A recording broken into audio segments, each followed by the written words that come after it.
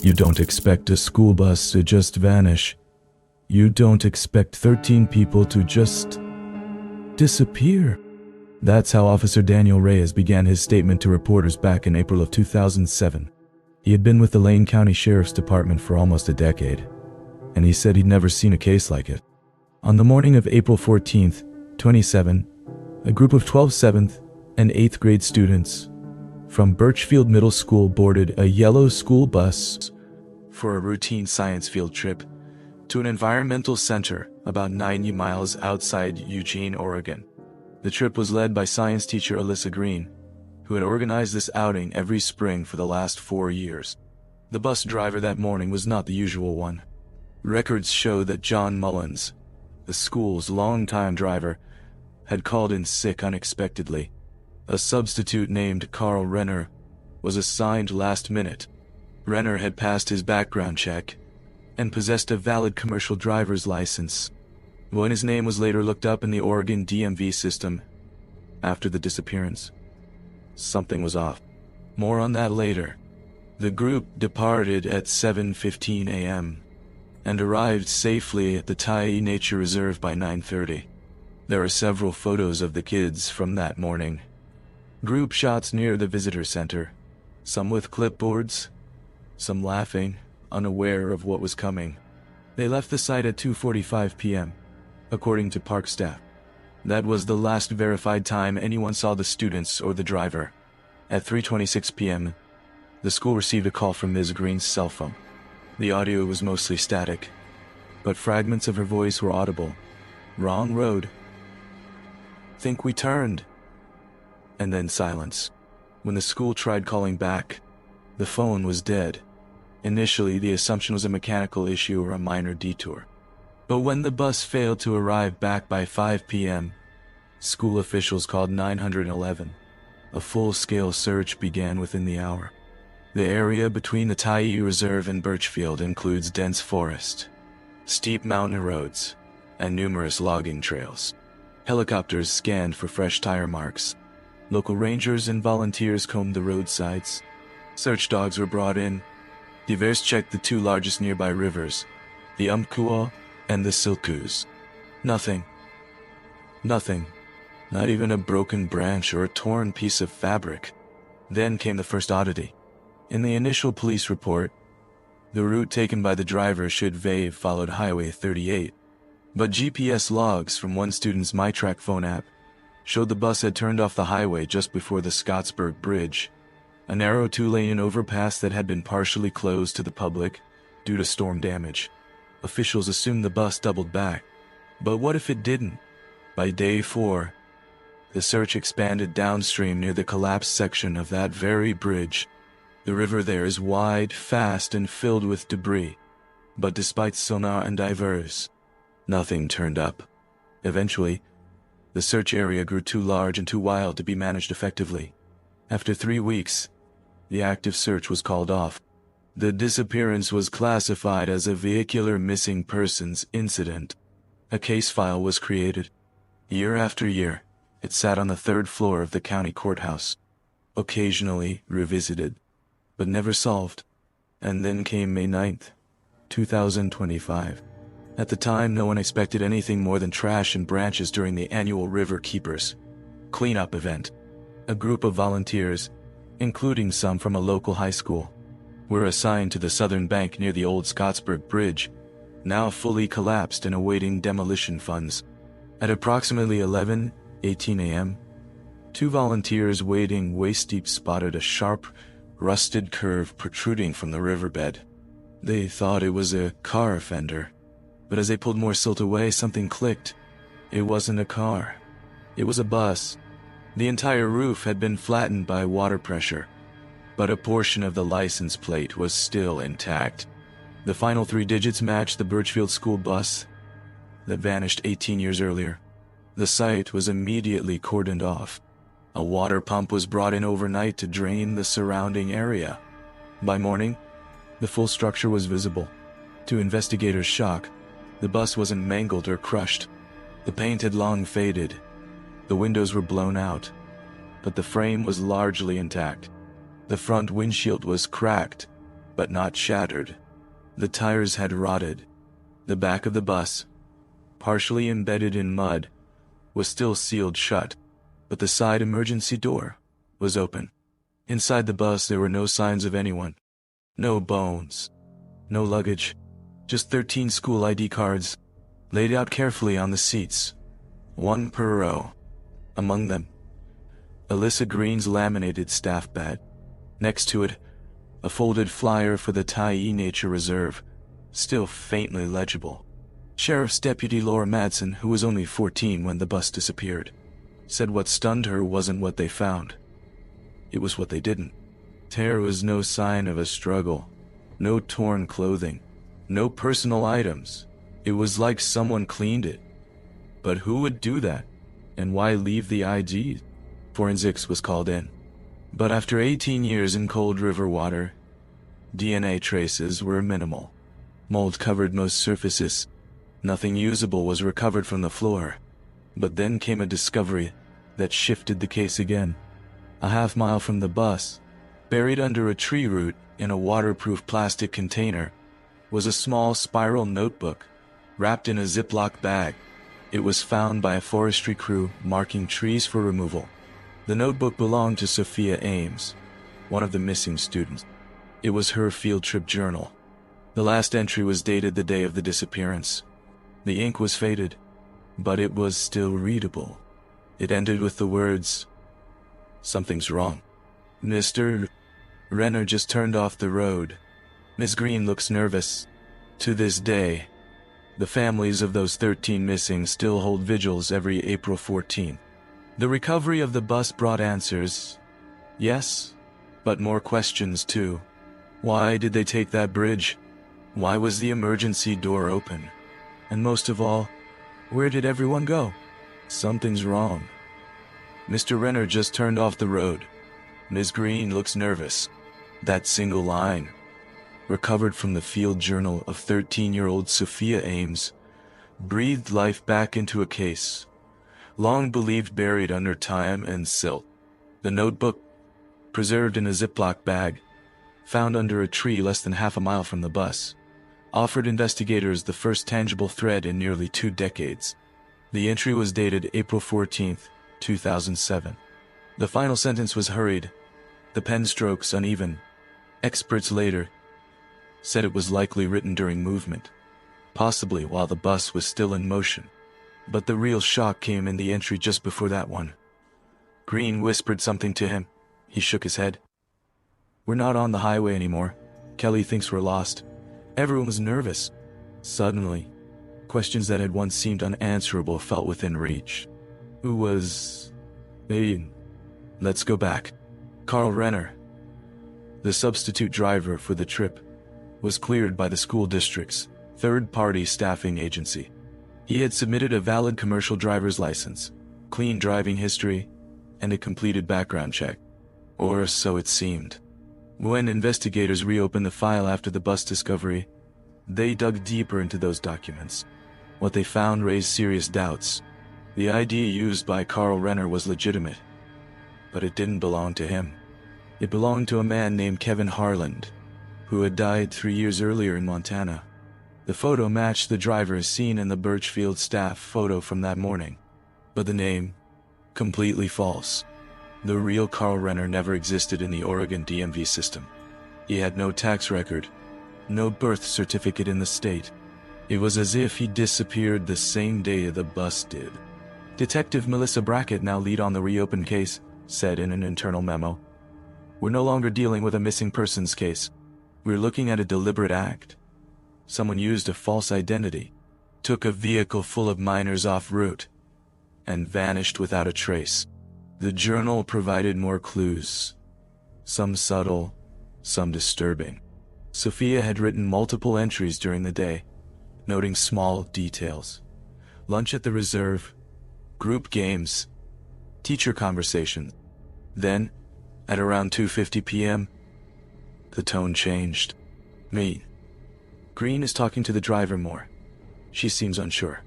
The roads got narrower. We saw a deer skeleton by the trees. I don't think we're on the right road anymore. She didn't know it then, but she was documenting the group's final verified movements. Maps from 27 show a series of unmarked forest access trails, branching off from the area near the Scottsburg Bridge. Most are now overgrown or blocked, but back then many were still usable by logging crews and local residents. One particular trail, now completely washed out, led toward a small hunting cabin about 230 miles upstream from where the bus was found. County records showed it belonged to a man named Walter Kern, now deceased. But here's the twist. In 2007, Kern had leased that property to a tenant. The lease agreement was under the name Carl Renner. Authorities wasted no time. A team was sent to the property, now half collapsed and buried in brush. Inside, they found decades-old cans of food, rusted hunting tools, and scraps of water-damaged paper. But under a loose floorboard in the back room, they discovered something else. A small canvas bag, dry and sealed. Inside were two items: a disposable camera and a roll of film, both dated April 2007. Photo experts were brought in. The film was fragile but salvageable. After days of careful development, only 5 images were recovered. The first showed forest. The second, a wide shot of the bus, parked in a clearing with trees behind it.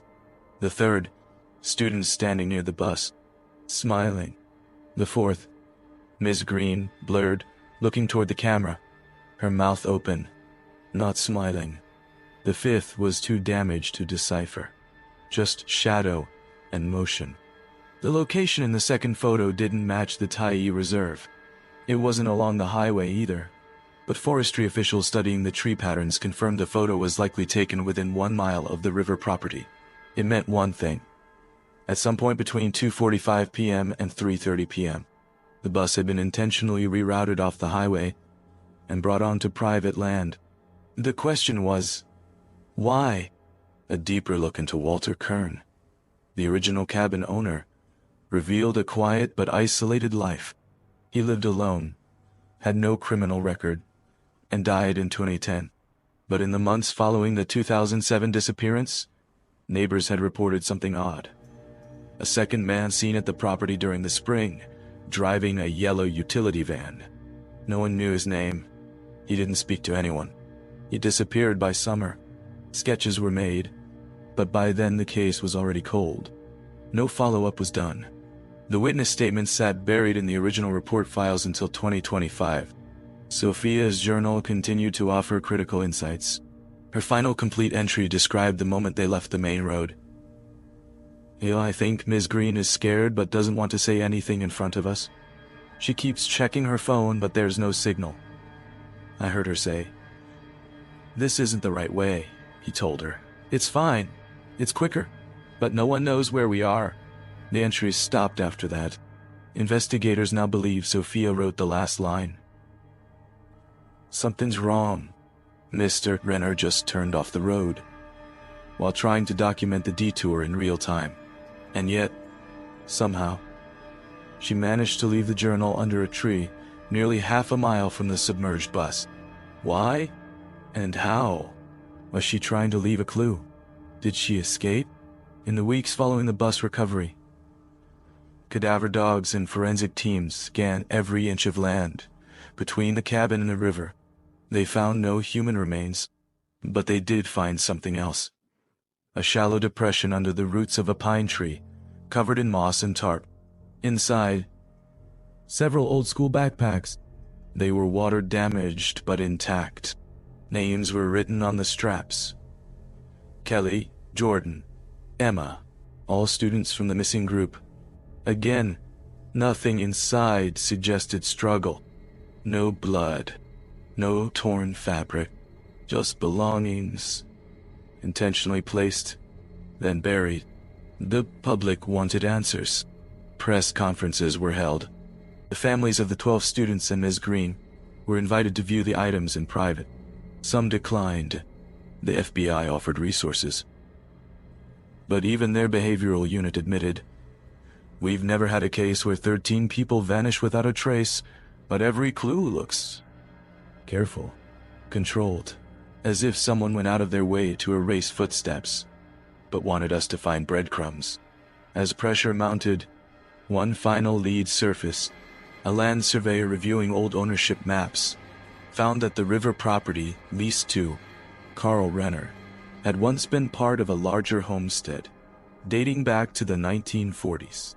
And that homestead, it was tied to a missing persons case from 1981. A woman and her son disappeared under nearly identical circumstances. After accepting a ride from a man in a yellow van. Same area, same trail, same van color. Same van, maybe? In June 2025, nearly 2 months after the bus was pulled from the river, federal agents investigating the false identity of Carl Renner uncovered a lead that finally broke the case open. A tip had come from out of state, from a retired DMV clerk in Montana. She had seen the recent news coverage and recognized the license and identity used by the Birchfield bus driver. It matched a man who came into her office in 26, asking to reissue a lost commercial license, claiming his name was Kevin Harlan. He didn't pass the in-person identity check, and she flagged it, but he left before police arrived. At the time, it went nowhere. Now, comparing archive surveillance photos to the school field trip photo from 2007, there was no doubt. It was the same man. His real name, Lucas Ray Monroe. Born in 1963, originally from Coos County, Oregon, a former lawn haul trucker. Convicted in 1988 for unlawful confinement. Charges later dropped in a plea deal. Disappeared from public record in 1999, and resurfaced, it seemed, as a school bus driver under a false identity. Digging deeper, Monroe's history revealed something even more troubling. In 1993, he had purchased an isolated property about 3 miles from the Scottsburg Bridge under an alias, the same region the bus had been recovered from.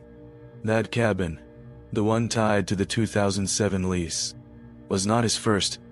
He had lived in the woods around the Umpqua River for years, largely unnoticed. A man with a history of hiding, and with clear patterns. From 1994 to 2006, 3 missing persons reports were filed across southern Oregon. All of them involved back roads.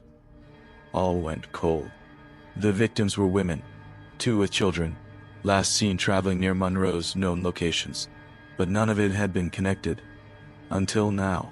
Investigators turned back to Sophia Ames' journal.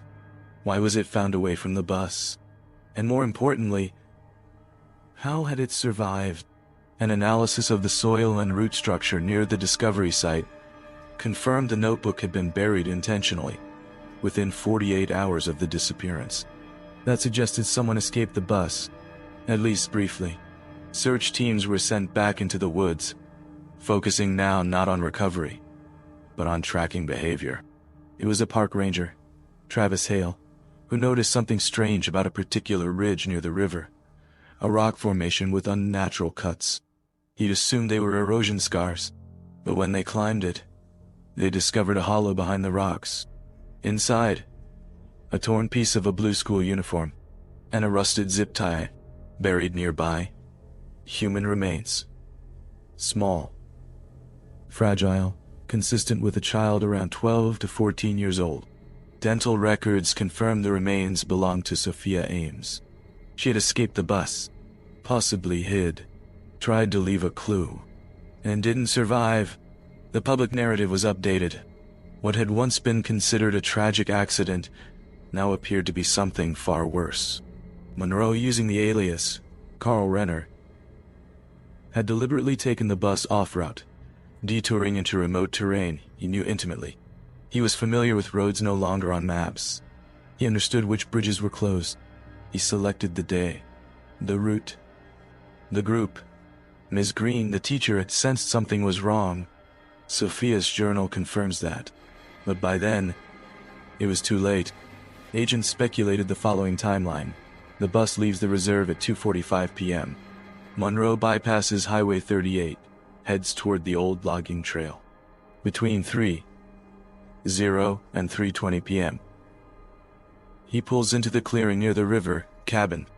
The emergency door is opened, possibly during a confrontation or escape attempt. Sophia writes her final journal entry. At least one student flees. Sophia, taking her journal with her. The rest are never seen again. It's likely the bus was pushed or rolled into the river days later, deliberately, to erase evidence. That spot, just downstream of the collapsed bridge, was deep enough to conceal the vehicle, especially under spring runoff. The ID is placed on the seats. No one can explain that with certainty, but authorities believe it was Monroe's way of marking what he had done, or maybe it was meant to stall investigators, make it look ritualistic, confusing, clean. It worked. There was one final breakthrough. An old hunter's camera trap was found in the woods, mounted high in a tree near the ridge where Sophia's remains were recovered. It had been non-functional for years, its batteries long dead, but the memory card inside still worked. After cleaning and recovery, it showed a series of still images from 2007. The most important one? Dated April 15th, the day after the group disappeared. It shows a man walking alone, along the edge of the woods, toward the river. He's carrying what appears to be a gas can in one hand, and a backpack in the other. His face is partially obscured, but side by side with the school photo, it's Monroe. Law enforcement believes Monroe lived off-grid until sometime in 2008 before disappearing again, possibly leaving the state or even the country. No trace of him has been found since. He would be 62 years old today. Despite federal warrants, Monroe has never been located. Some believe he died in the wilderness. Others think he planned every detail and vanished before the bus was even searched for. A predator who knew the land, who blended into the cracks of society, and who waited for an opportunity like a school field trip. With a last-minute change in staffing, the families held a memorial in August 2025 on the riverbank where the bus was found. 12 white stones were placed in a circle. One for each student, one for Ms. Green, and at the center a single worn journal, sealed in a weatherproof display case, marked, "For Sophia, you just run. To tell the world. Today." We know how the bus disappeared. We know who likely orchestrated it. But the bodies of the remaining 12 victims have never been found. No confessions. No other journal pages. No surviving witnesses. What remains is a story etched into a few photographs. A half-submerged bus, and a girl's final words. And perhaps that's what haunts people most. That a perfectly normal day, a perfectly normal bus, could just vanish, without warning, and only come back when no one was looking anymore.